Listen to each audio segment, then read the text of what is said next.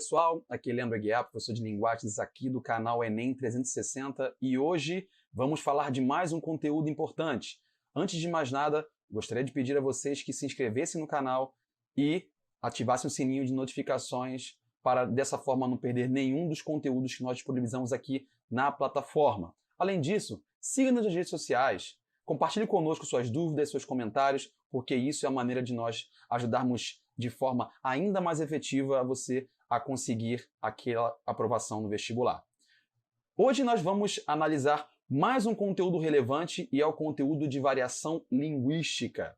Nas últimas 5 edições, ou seja, de 2015 para cá, esse tema foi abordado 22 vezes, uma quantidade bem significativa, bem relevante, que dá um total de aproximadamente 10%. Vamos à questão. As marcas da variedade regional registradas pelos compositores de Assum Preto resultam da aplicação de um conjunto de princípios ou regras gerais que alteram a pronúncia, a morfologia, a sintaxe ou o léxico. No texto, é resultado de uma mesma regra A. Bom, interessante de notar que no próprio enunciado da questão, a banca já te dá o que está acontecendo. Ela diz que essa variação acontece em virtude da aplicação de um conjunto de princípios ou regras gerais. Isso já é a variação. A variação ocorre exatamente dessa maneira. Como nós temos uma língua muito plural, com muitas divergências no bom sentido, né, o que causa uma certa pluralidade, é normal que, dependendo do contexto, algumas coisas passem por mudanças. É o caso, por exemplo, da pronúncia, no caso da prosódia, a morfologia, uma palavra para outra, a sintaxe, a ordem dos termos, né? Ou o léxico, a questão de vocabulário. Isso é variação linguística e ela pode ser classificada de várias formas. Nós temos, por exemplo, a variação linguística que se dá de forma regional, ou seja, sabe-se que quem mora no Rio de Janeiro fala diferente de quem mora em São Paulo, que fala diferente de quem mora em Minas Gerais, que fala diferente de quem mora em Pernambuco, que fala diferente de quem mora, por exemplo, no Amazonas. A língua portuguesa ela é muito plural e abarca essas mudanças. Portanto, quando você nota que alguma coisa na linguagem mudou em relação à distância, à região, nós temos uma variação regional. Quando nós temos alguma variação que se dá em virtude de escolaridade ou pertencimento a um certo grupo de trabalho, como, por exemplo, advogados, médicos, músicos, profissionais de uma certa área, e eles têm um linguajar diferenciado, isso constitui variação social, chamada variação diastrática, né? Diastrática. Acontece também, por exemplo, a questão não sei, os sambistas que falam de um jeito bem peculiar, os surfistas, os skatistas, isso também é variação social. Quando nós estamos lidando com uma variação individual, ou seja, uma mesma pessoa que pode usar a variedade formal numa ocasião e informal em outra ocasião, estamos falando de variação diafásica, variação individual. Você mesmo, pense, você fala do mesmo jeito que você fala com o seu médico, com o seu advogado, com os seus amigos, com a sua mãe, com seus parentes. Então, pense nisso, na questão do grau de formalidade. E temos ainda a variação diacrônica ou temporal, que é aquela que ocorre em virtude da passagem do tempo. Pense, por exemplo, na palavra você. A palavra você, no século XIX, no português, era pronunciada como vossa mercê. Mas com o passar do tempo, foi se tornando vossa mercê, vós mercê, vassum cê, certo? E hoje é você. E alguns dizem só cê. Isso é a variação temporal. E aqui está um resumo das 4 que eu acabei de dizer. Então, voltando para a questão, a canção, né, do Luiz Gonzaga aqui, ela brinca com essas sonoridades de forma a tentar simular, né, a emular a linguagem do sertanejo, a linguagem daquela pessoa que mora no interior. Né? Então, Assum Preto. Tudo em volta é só beleza, sol de abril e a mata em flor. Mas Assum Preto, cego do zóio, não vendo a luz, ai, canta de dor. Talvez por ignorância ou maldade das pior, furar o zóio do Assum Preto para ele, ai, cantar melhor. Assum Preto vive sorto, mas não pode avoar. 1000 vezes acima de uma gaiola, desde que o céu, ai, pudesse olhar. Então, na questão, o que se pede é o seguinte, o resultado de uma mesma regra. Ou seja, vai aparecer aqui algumas situações e a questão pede para que você escolha a mesma regra que se aplica aos dois termos. Vamos lá. Na letra A, por exemplo, pronúncia das palavras vorta e veve. Nesse caso, nós não temos a mesma regra, porque vorta é um rotacismo, ou seja, a troca de um R por L, e veve é a troca de uma vogal por outra, né? É vive por veve, né? Então troca esse E por I. Então não é a mesma regra, então a gente pode desconsiderar. Na letra B, a gente tem pronúncia das palavras talvez e sorto. Essa sim é a mesma regra, né? Que eu tenho rotacismo nas duas. Então a gente já pode segurar essa alternativa aí. Nas demais, letra C, flexão verbal é encontrada em furaro e cantar. Bom, de fato tem uma flexão verbal nas duas aí que foi cortado, mas não é a mesma flexão, porque cantar é de cantar, né, do infinitivo, e furaro vem de furaram, né, no plural, eles furaram, né? Então, apesar de ser uma flexão verbal diferenciada, não são a mesma regra, então a gente pode desconsiderar. Na letra D, eu tenho redundância nas expressões cego do zóio e mata infro. Bom, também não é a mesma regra nas duas, certo? E na letra E, pronúncia das palavras ignorância e avoar. Também não é a mesma regra que se aplica, porque avoar é o acréscimo, não é, de uma vogal, né, em voar, né? E ignorância é aqui a diminuição, a subtração, né, de um i, né, em vez de ignorância. Né? Então a resposta que nos cabe é a letra B, pronúncia das palavras talvez e sorto, porque eu tenho o mesmo processo aqui. É um rotacismo, a troca de um R por um L. Ok, pessoal?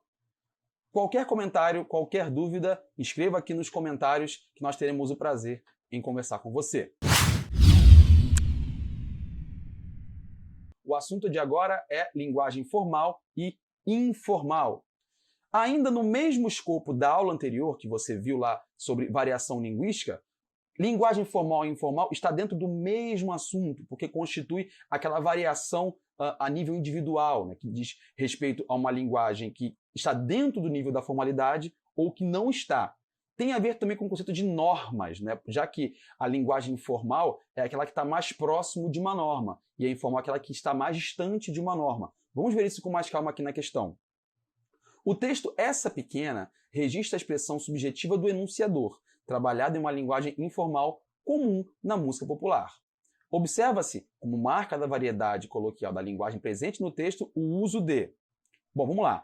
Essa questão aqui é a questão número 100, do caderno Azul do Enem de 2015, e ela já traz um monte de termos que a gente já viu em aulas anteriores, como, por exemplo, expressão subjetiva, como linguagem informal, como marca de variedade coloquial, coisas que a gente já viu nas aulas anteriores. Mas vamos lá. O conceito de norma diz o seguinte: a norma ela é um padrão, certo? Quando você, por exemplo, compra uma cadeira não, algumas cadeiras, espera-se que você quer o mesmo tamanho para aquelas cadeiras. Finge que você vai abrir um negócio e você comprar um monte de cadeiras. Você vai procurar uma forma de que as cadeiras possuam o mesmo tamanho, porque isso é padrão.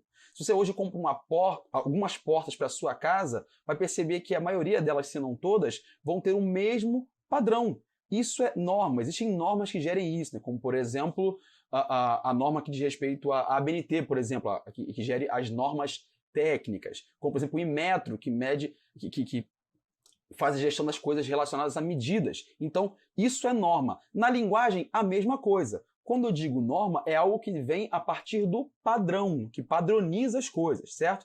Então, quando eu digo norma padrão, eu estou falando da gramática, daquela língua que é projetada. Não é exatamente a que a gente usa todos os dias, né? Em algum momento a gente acaba escapulindo, saindo aqui e ali.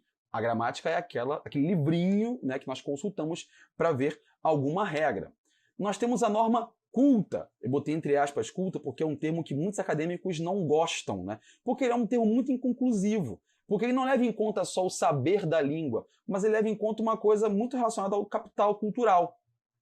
Então a pessoa que acabou estudando mais é mais culta do que a que estudou menos?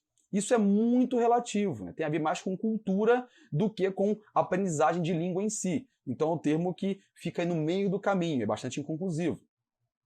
Temos o conceito de língua materna, que também apareceu várias vezes no Enem. Língua materna é aquela que a gente aprende desde a infância. Apesar de nós falarmos o português em comum, com certeza nós teremos repertórios linguísticos diferentes, porque nós temos histórias diferentes, nós temos pais diferentes, nós vivemos em lugares diferentes, então isso constitui a nossa língua materna. É o português, mas é o português como se fosse de fábrica, o nosso português de fábrica, certo? E temos a linguagem coloquial, que é aquela que não tem um compromisso normativo, ou seja, de seguir tete a tete, pau a pau, risca a risca, pingo nos is, a gramática. Essa é a linguagem coloquial, também chamada de linguagem informal. Então, voltando para a questão pede o seguinte: observa-se como marca da variedade coloquial da linguagem presente no texto o uso de. Então, vamos procurar aqui nesse texto alguma marca dessa variedade coloquial, que também é a variedade informal, né? Essa pequena. Meu tempo é curto, o tempo dela sobra. Meu cabelo é cinza, o dela é cor de abóbora. Temo que não dure muito a nossa novela, mas eu sou tão feliz com ela. Olha aí, ó, a nossa novela. Né? Novela seria alguma coisa relativa a uma coisa que fica naquele impasse, não é? E aí, durante o próprio texto, ele vai citando outros termos, como, por exemplo, meu dia voa, no sentido de passar rápido.